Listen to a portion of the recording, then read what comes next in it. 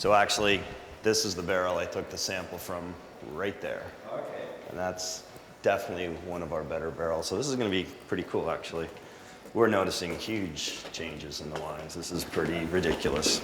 In fact, you know what? I was actually thinking Premier is one of our big barrel auction things, that this would be super cool.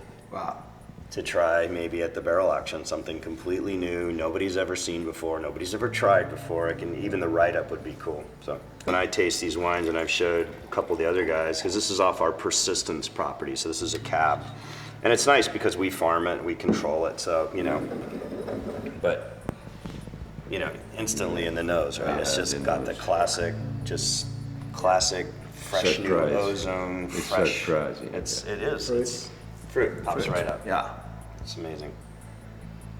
It's unbelievable that the treatment with ozone can release all that. Yeah.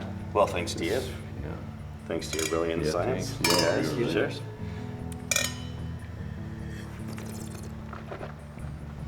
So, you know, to me, I think, you know, what I see here is a lot of times our mountain fruit is so big and structured that this, to me, is just that little tool to release that extra little tiny bit of fruit. Yeah. And is that what you guys see in Italy as well? All the varieties, all the wine came from different varieties in Italy. All the standard answer was more fruity. More fruity. More fruit. Right. So hold from Sangiovese to Aglianico to Barbera, all the time. Even the most difficult grapes, all of them get fruit flavor. Yeah. All of them.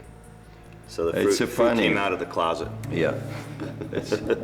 No, it's funny because if you think in the wine making system, is the only treatment you can use on grape, okay, to increase the flavor of the wine.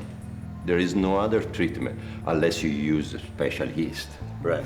The flavor of the final wine. Because we all think it's in the winemaking. We all obviously know it's in the growing. But, you know, the winemaking, if you really think about it, most of our tools that we're using that we think we're making better wine, we think we're releasing more flavors, are actually not doing that. They're actually, like sulfur, for example. Yeah. It's a flavor muter. It's a sensory muter. Yeah. This is a true new tool. Yeah, exactly. Which is really super cool. And definitely, the fruit is basically the origin of the wine. I mean, grapes are the raw material, and all the addition that you are doing in the winemaking, as you said, the real flavor is finding the fruit. And I think that the final consumer is getting this experience with this fruit and reminding the grapes itself and the characteristics of the Cabernet grapes.